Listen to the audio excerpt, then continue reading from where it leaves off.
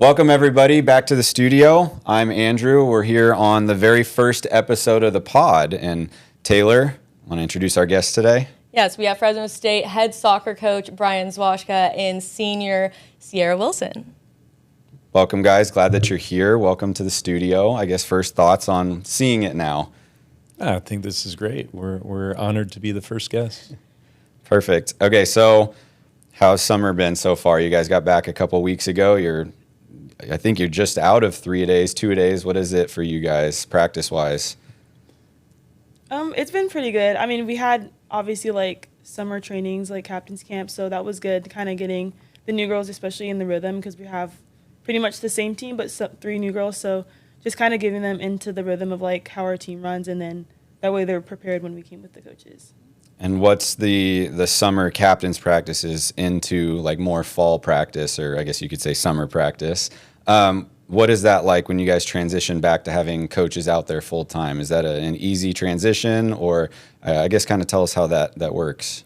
Well, kind of the point of it is to make it an easier transition into like preparing everyone for how it's going to be versus like kind of just doing whatever and like being kind of lackadaisical, but like preparing the girls for like, okay, when the coaches are on it, like we're going to have to be 100%. Like we can't just half do it, you know? So just preparing them for that, and like not even just the newcomers, but obviously everyone else, because we still also have to have the same standard for that.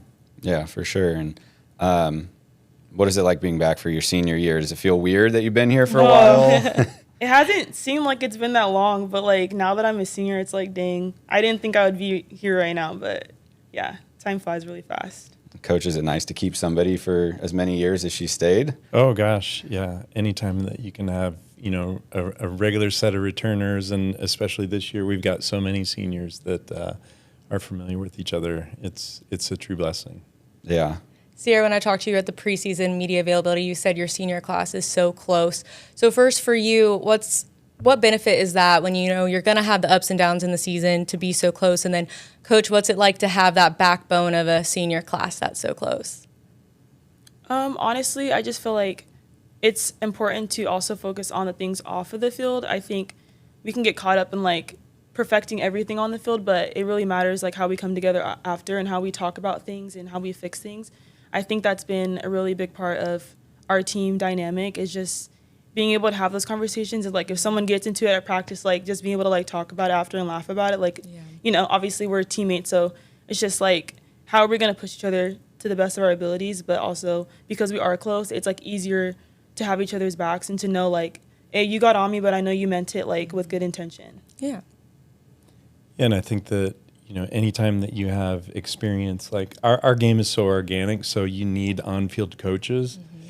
And so the experience really plays out when you get that, and you get returners that, really know your system, know your style, know your language, know the expectations. And not only do then they share that and as custodians, but they, are the best teachers for our newbies. And, this year we actually have a very small set of new people. So it's been pretty easy, but they've gotten support from many, many angles, where sometimes it's a lot of people that you're dividing your attention. And I feel like the seniors have already taken on that leadership and coaching role. Do you guys have team bonding rituals that you do, or something you do every year, or what are some fun things you guys do as a team? Well, I feel like usually we pick times out, like whenever everyone's available, kind of just do things, hang out in the apartment, like play games or whatever. But we are with each other all day, every day. So also it's like sometimes we want our like space, like you need your alone time. Like not that I don't love my teammates, but sometimes it's like I need that little space. But yeah. I feel like now, like since it's like my last year, I'm like, I kind of miss double days already. I'm like, dang, like I have all this time in my day, and like I'm not going to see my team till whatever dinner or whatever. So it's just like, now I'm kind of thinking like, okay, let's start doing more team stuff, because I'm not going to be here much longer. Yeah, just soaking it all in. Yeah. Right. All right, Coach, you've been here 17 years. Is that crazy to hear a little bit? It still is, yeah. But you started off your coaching career overseas. You coached in France, England, Scotland. How did that experience shape the way you coach games, or the style of soccer that you like? Yeah, I mean, to be clear, I played in those places, and but equally, I was always cognizant of what the coaches were doing and the different styles, and then when you have a couple different countries to compare, you also see what stands out, and you kind of take little bits and pieces that you like or don't like, because that can help you shape your own coaching identity. But yeah, every place that I had the opportunity to go, kind of taught me something different. Like Scotland was just like very hard and very rigid, and so I probably learned plenty of things that I didn't like as well.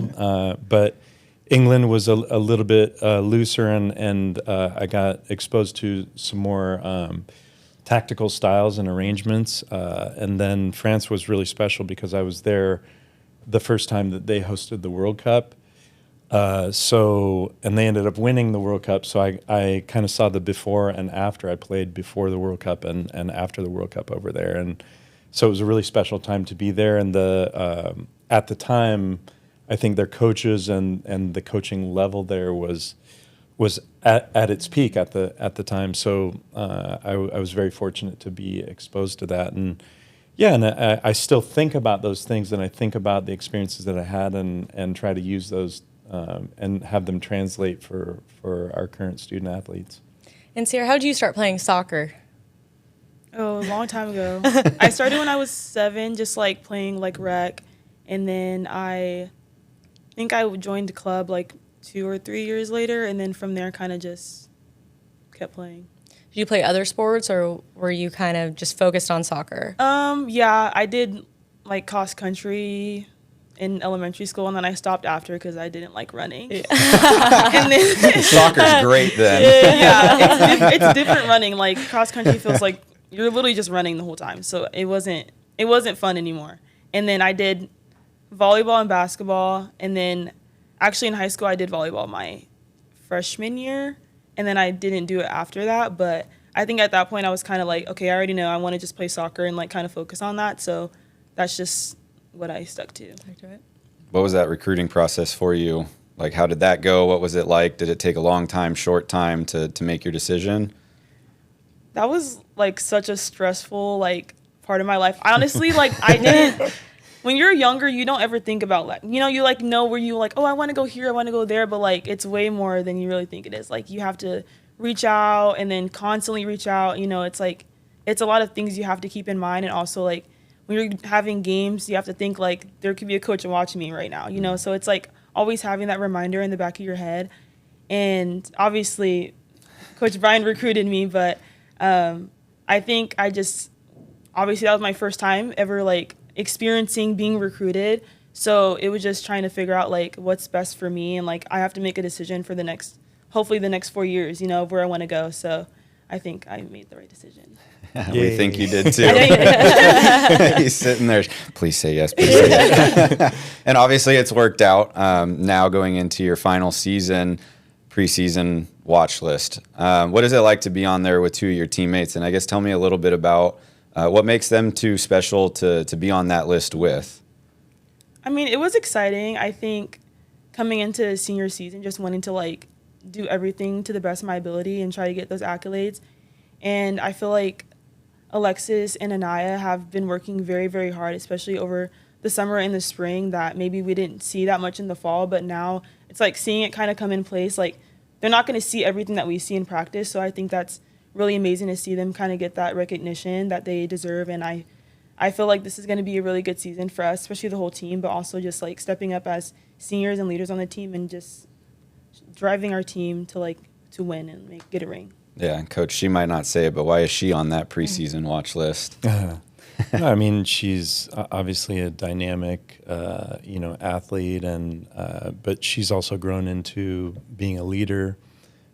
She's been recognized up to this point, for scoring goals and being a dangerous threat, to teams. We've shifted her role a little bit, and part of that's come with the leadership, and maybe the leadership has also grown a bit because of that. But yeah, you need people that have, that desire to help the team at all the times, and she does. And what's unique about her and Anaya and and Lex is that the other two actually transferred in. So C has been the only one that's been here through the whole process. But like she said, the other two have kind of caught up and deserve the accolades that they get, and hopefully they get it even more now, improve themselves. Yeah, you brought up the goal scoring. Obviously, you can't win games if you don't score goals, and she's been all over the score sheets the last couple of years. But looking at the stats, you're actually top 7 in program history in assists. Is that part of the reason you said that we're shifting her responsibilities a little bit? Obviously, you score the goal, but assists are almost more important because if they don't get the ball, then they can't score the goal. Yeah, I mean it's an interesting puzzle. Like no piece can exist without the other, and again, shifting her role is probably even more has been even more dynamic because she's taken on more defending responsibilities. But the way we play and the way we hope to play and use her skill set that way and others in the team. I think there's still going to be a lot of opportunities to play attacking roles, even from defensive positions. So that's the challenge. When you go out for that exhibition last week, roll out the first 11, it's the first time you're seeing them against an opponent who doesn't know the scheme, doesn't know the system. You're actually getting some raw experience now for maybe younger girls or just in new positions, whatever it might be. What's the point of exhibitions for you guys? Is it to just get out there and run and see what decisions are made, or kind of tell us a little bit about that from a standpoint as a head coach? Yeah, it's a little bit of a mixed bag because it depends on the broader experience. If you feel like you have an established starting 11, I think we're pretty close to having an established starting 11. So maybe that guided some of the decisions about how to handle the match, but equally, as you mentioned, we want to see what everybody can contribute, and sometimes we're still looking for little answers regarding partnerships or specific positioning. But then there's broader team concepts as well that we want everybody to know, regardless of what position they're in, regardless of how many minutes they get.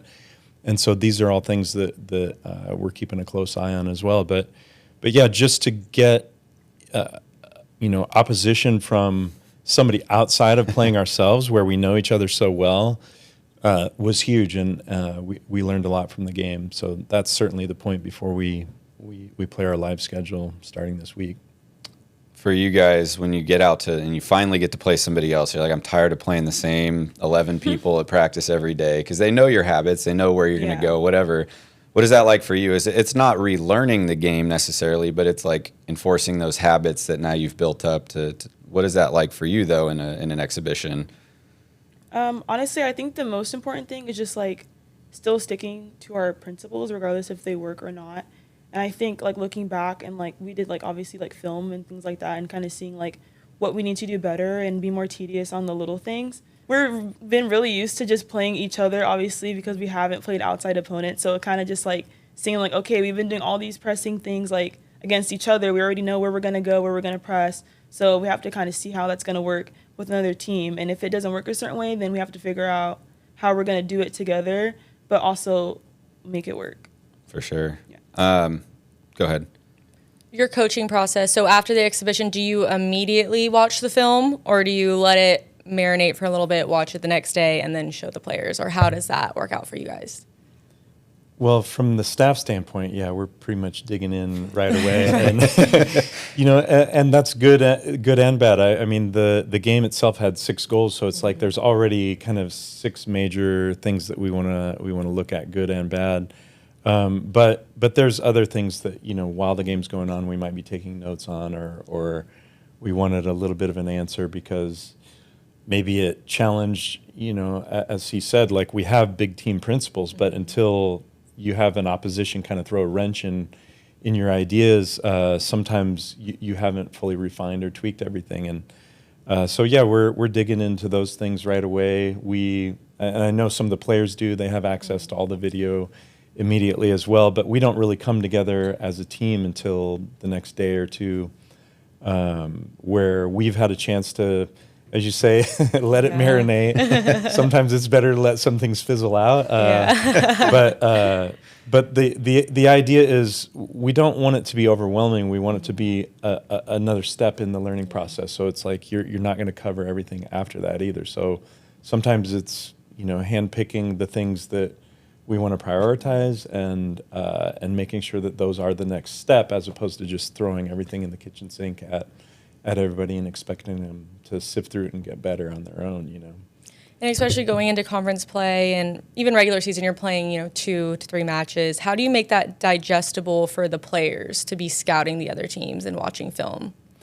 Yeah, it's tricky. It's really tricky because, we want the emphasis to be on ourselves and what we want to implement in the game.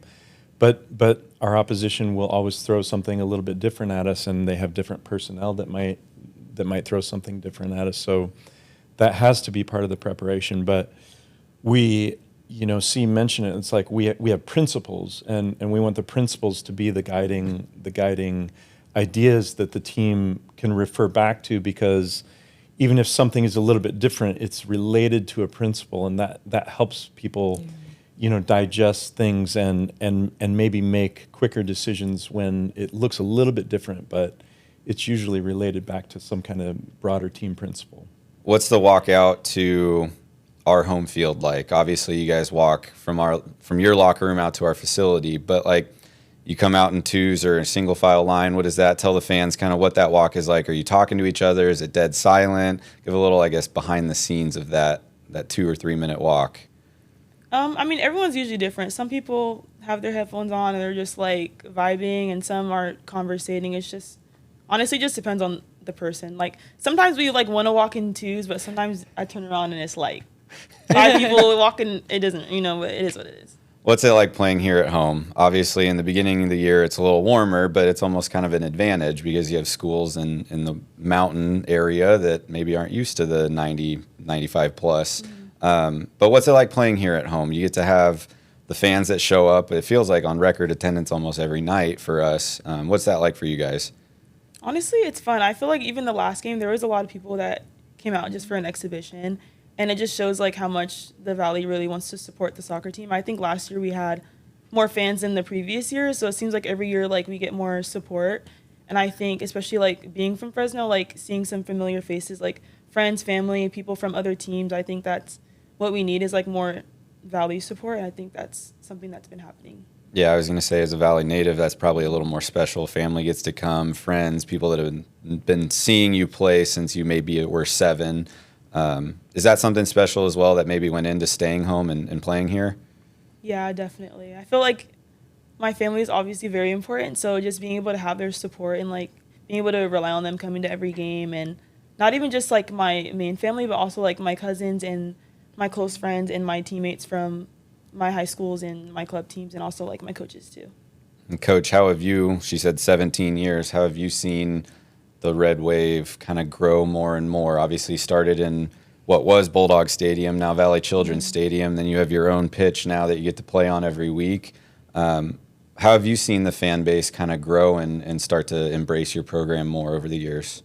I think the soccer community has become more intelligent and invested in the sport, it's on TV a lot more. I think people understand it a lot more than they did maybe 17 years ago. That's a long time ago. But no, we have a beautiful setup. We have a beautiful natural grass pitch, and the way it's lined with the cypress trees and things like that. Like it's intimate, and especially the night games. Like the lights are just focused on that, and I think people just enjoy going into that atmosphere because they feel like they're almost part of the game because they're so close to the players playing, and they can hear them, what they're saying, probably good and bad. Maybe they shouldn't, but that's part of it. And I think that that's what makes our fan base so special, is that they do feel like they get to be part of that, and they know they are the Red Wave, and that there's a little bit of responsibility on their end as well. But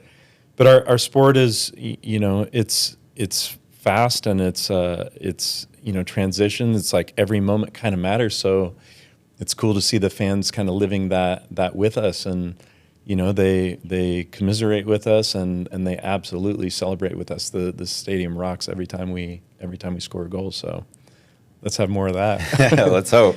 Do you guys have a favorite memory? Obviously, it's probably a little bit harder, but favorite memory inside the stadium, a game, a specific moment. What's that one thing that you're always going to hold on to? Man, there's been a lot of really fun celebrations and great moments. I love it when the team scores what looks like a team goal, where there's like several people involved in it, and even the ones that aren't. Like when I see people, run from what seems like the opposite corner flags just to be part of the celebration. Like those are really cool moments, and you feel that from the fans as well. Like they see it and they vibe with that as well. What's your core memory? I feel like this previous season we had like a couple. I would say there was a game, Weber State and Bakersfield were like 2 games where I had like last minute goals. And I would honestly say like that's probably like one of the best feelings, is like, especially when you go the whole game and it's like that last minute, it's like you're still playing like till the whistle literally blows. So it's like you can see like how hard everyone was working and like trying to get that ball up, because obviously like we're not winning, so we gotta end on a win. So I think that really just showed like the team's heart, like not even just me for scoring or whoever assisted, but you can just see like everyone was trying to like get that ball in the back of the net. Yeah, no, and having that fan base there, whether it's 500 or 1,000, anywhere in between, it feels like it's ruckus, and that only makes it better, I bet. Okay, fun questions. We want to switch up the vibe a little bit. Yeah, I do have one. I have one question that I need to know. In Mountain West, who's the rival for soccer? Because I know it's, for football, it's Boise State, San Jose State. For baseball, it's Nevada. Every team kind of has a different rival in the Mountain West. Who would you say is soccer's? That's a good question. I feel like we have a couple of like rivals. I don't know. Everyone wants to be our rival. I always say it. Can we just say everybody? Because that's what it feels like. That's what it feels like, us against everybody. Yeah. And you've been in the conference, for so long. Do you have friends and other coaches, or coaches you look forward to seeing, or you have a history with, or a friendship with? Yeah, absolutely. A lot of respect for my colleagues that play, against a lot of really good coaches and really difficult games. Some of these guys and gals I actually knew that maybe switched into the college game from club coaching as well. So they were helping me get players, and now coaching against them. But yeah, everybody has such a different background and a different, pathway to their own school. And as much as we're competitors, there's also things we talk about, throughout the year, about the league, about, recruiting standards, rule changes, whatever, that I value having, very like-minded or at least situationally minded coaches to bounce ideas off of and get information from, so that I can use against them. So are you playing against any friends this season? Yeah, I am. I'm playing against a couple friends. Really? Yeah. Oh, that's my phone. Who are they, and what's it like to play against? Is it all serious on the field, and then after hugs and pictures, or how does that go? Well, that's usually how it is. Obviously, like, I love them, they're my friends, but when we're playing, it's like, that doesn't really matter till after. We can take pictures after the game. But I have 2 teammates that I played with on Crossfire that play at UNLV, and then I have some girls that I didn't necessarily play with, but they played on my club and kind of went to high school with them, but like they weren't playing at the time, that play at Cal Poly. So that's definitely interesting. There's obviously some other teams, but Yeah. just like, honestly, I'm excited for it, because obviously I'm happy for them that they have the opportunity to like go to the next level, and like we still get to compete and like kind of support each other. So I think that's great. Yeah. What road trip do you guys look forward to every year? Is there like a food spot, or is it the stadium, or is it just where you go? What's the one that you're like, yes, we're going there again? What's that one? I can't think of anything. We obviously we don't control the conference schedule specifically, so there anytime you go back to a place, you might have some familiar ideas or whatever. But we do in our non-conference try and sprinkle in something unique. And this year we're taking a trip to Texas where we'll be down along the coast. Hopefully there's no hurricanes or anything like that to prevent us from enjoying it. But last year when we went to Oregon State, we did a little team trip to a beautiful, beautiful park with all these waterfalls and things like that. And so we try and make something out of a trip that otherwise you're just on the bus and in the hotel. It doesn't need to be that. So there's been a little bit of exploration, I guess, in no matter where we go, even if we go back to the same place. So, but that's cool. The coaches might have their own favorite coffee shops if you want to talk coffee shops. Those are a must, I'm guessing, and the girls probably find a place somewhere too. Yeah, probably. DoorDash, whatever it might be. We'll just say that. Okay, if you had to pick 5 players, Coach, it can be your history, it could be this team. Ciara will do 5 players this team. Who are you going to put on the line for PKs, game on the line? And then who are you going to pick as a goalie, I guess, out of your history as well? You got a lot of years to pick from. It's like your all-time Coach Z team right here. Yeah, rather than specifically pick one, what immediately popped to mind was the craziest PK story that I can think of from a goalkeeping standpoint when we had a shootout up at Boise, and we had a Swedish international goalkeeper that was just an absolute stud at PKs. So we're like, we got this. They take the very first shot, and she reaches for it. She doesn't save it, but she gets her hand on it.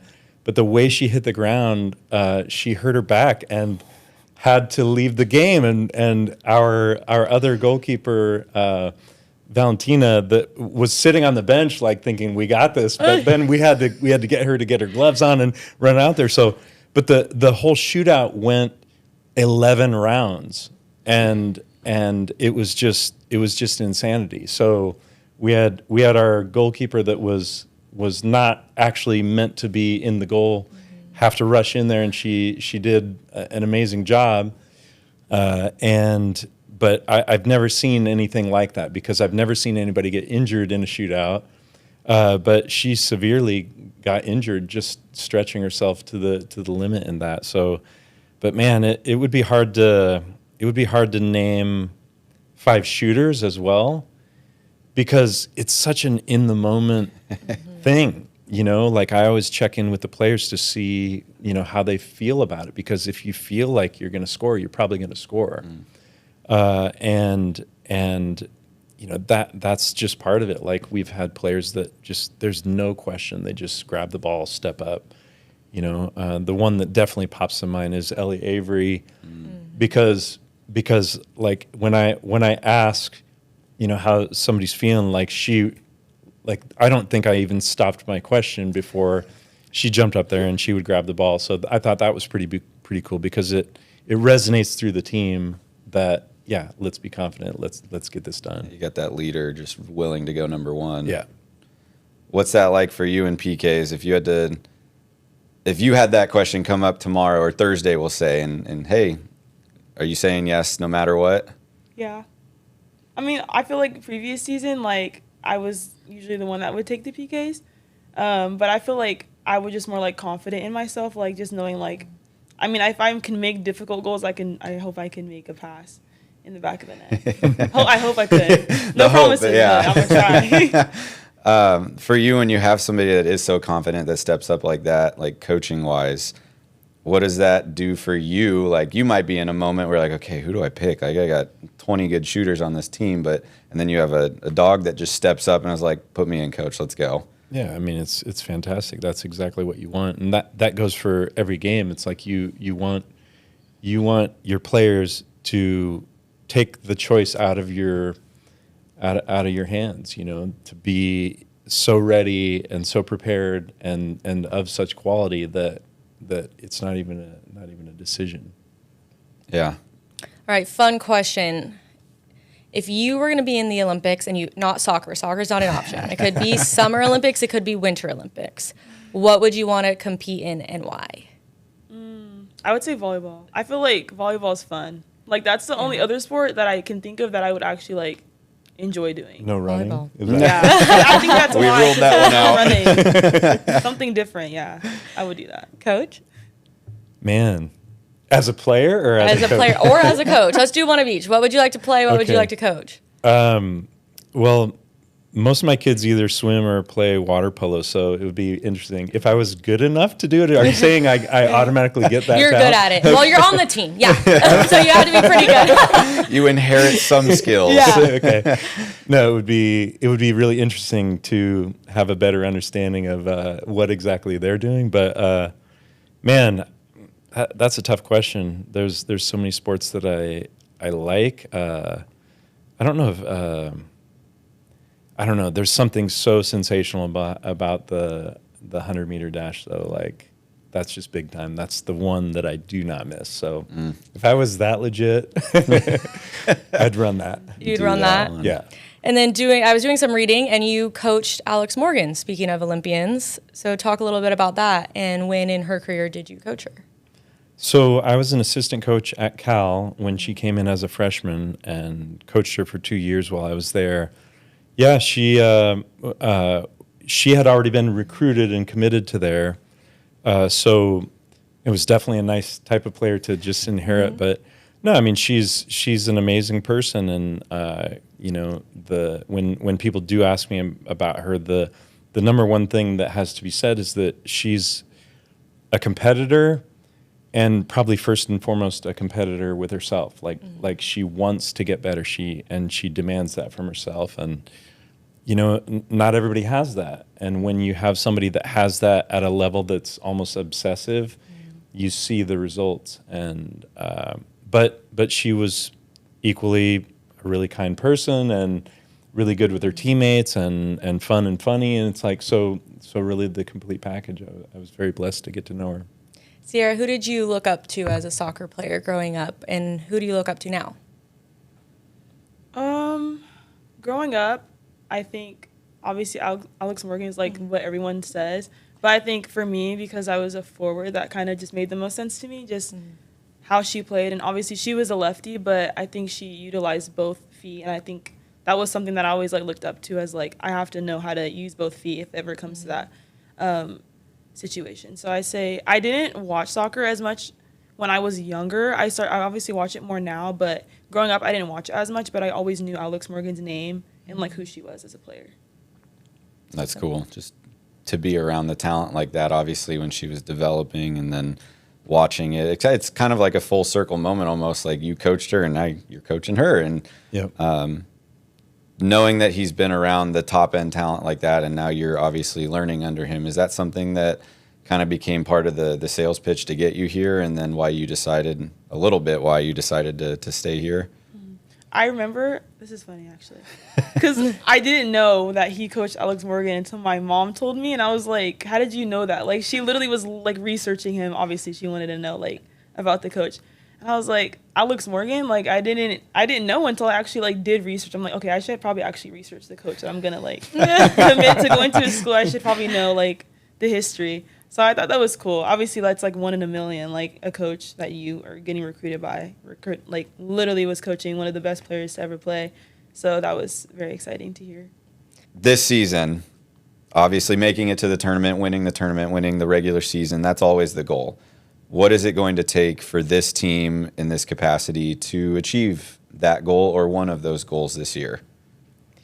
I tell you, a really simple thing is that people got to stay healthy. Unfortunately, injuries happen. Unfortunately, we've already had a few in our preseason, but these guys put their bodies on the line every day in training. They put their bodies on the line in the games. The games come quick and they don't stop. So it's very, very difficult to manage a really high level if people don't stay healthy, and it's not always your own choice. Everybody does their best to stay healthy, but you got to have a little luck as well. And if we can do that, I think we've got a great team. And what about you? Looking at the conference, the preseason standings, whatever you want to say, when you guys look at those and you know what you have and you're ready to go out and show it, does that add a little fuel to the fire? Does that just like, okay, fine, like we're just going to go show you why? Yeah, I mean, definitely it's like you look at it and it's like, it's whatever, honestly, because at the end of the day, that could be the rankings now, but we don't know how it's going to look towards the end. But obviously, yeah, that is like fuel to the fire, and like we have to obviously prove ourselves because obviously we're being underestimated.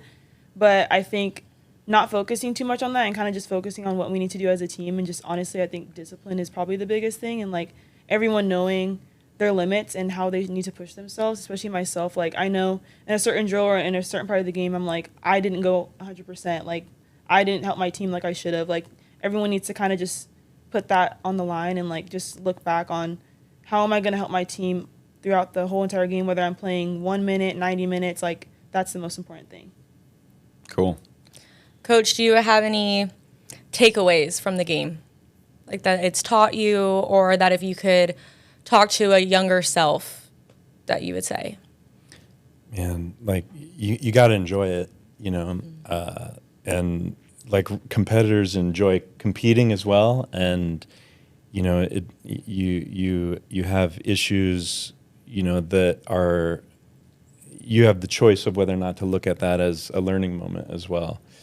If you ever have any downs, and it's just kind of how you handle that and treat that. So I think it's a broader perspective on life. It's like, you know, when crappy things are thrown at you, like choose to deal with it in a positive way and move on. And Ciara, what about for players that are going through recruiting right now, or maybe starting their first season in college? Is there any advice you would have for them?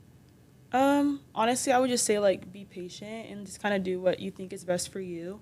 I think it's easy to like kind of get too focused on what everyone else is doing. Oh, and she went to this school, she went to that school, but everyone's situation is different. You know, somebody can go to a really good school and not play. So you really need to like get to know your coach and also look at the school and the history and kind of just figure out like, is this where I'm going to be happy? And not just about soccer, there's also school too. You're not going to be in season the whole time. So are you going to enjoy where you're at? And also, like, it's just, you want to have fun. Like, you don't want to just go to school and just be there for soccer and, like, not really enjoy yourself. Like, you want to enjoy your time and not have any regrets when you look back. Okay. Cool. Yeah. Great. Well, we appreciate you two for being with us here today. Season gets started very quickly here. Then you'll be home for your first home game in no time, it feels like. And so we appreciate you guys jumping on and being our first guests. Red Wave, if you guys want to see them in action, you know where to find tickets. GoBulldogs.com. Parking info is there as well. UC Davis is up first for you guys, and so good luck there. And we want to say thank you for you being here, but then also we have a thanks to Royal Furniture for helping provide all this beautiful furniture for us here on this set as we get started on the pod for this year. So look for more episodes coming out on Instagram, YouTube, the Fresno State app, wherever you can find them. Find us, and we'll see you next time.